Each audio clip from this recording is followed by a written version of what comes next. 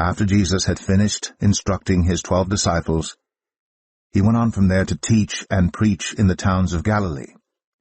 When John, who was in prison, heard about the deeds of the Messiah, he sent his disciples to ask him, "Are you the one who is to come, or should we expect someone else?"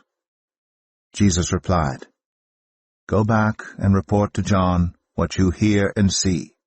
The blind receive sight, the lame walk, those who have leprosy are cleansed, the deaf hear, the dead are raised, and the good news is proclaimed to the poor.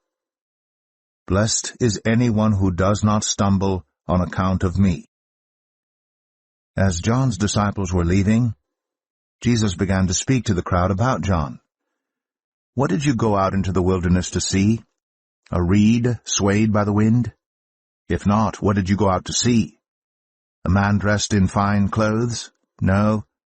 Those who wear fine clothes are in kings' palaces. Then what did you go out to see?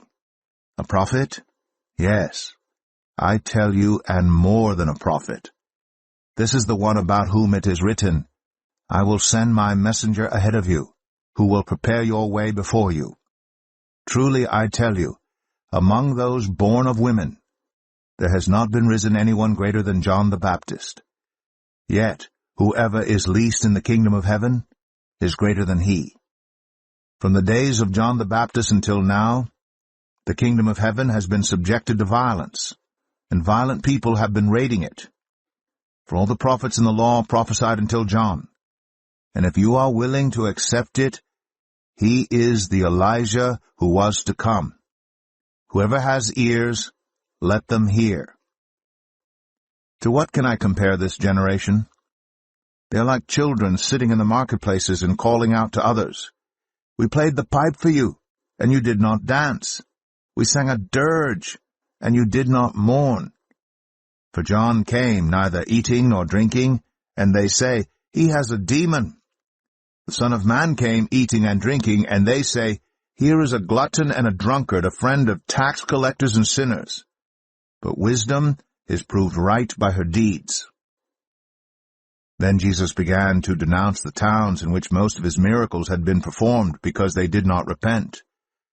"Woe to you, Chorazin! Woe to you, Bethsaida!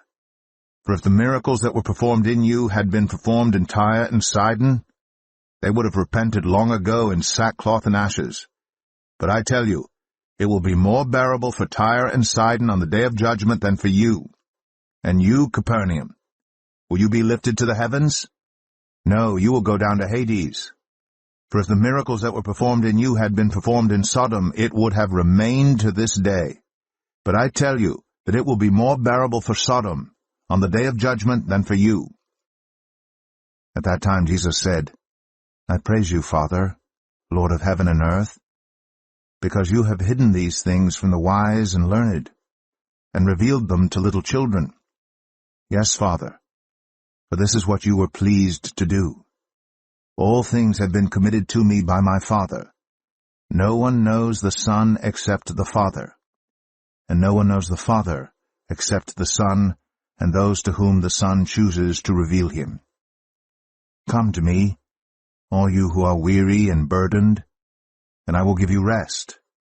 Take my yoke upon you, and learn from me. For I am gentle and humble in heart, and you will find rest for your souls. For my yoke is easy, and my burden is light."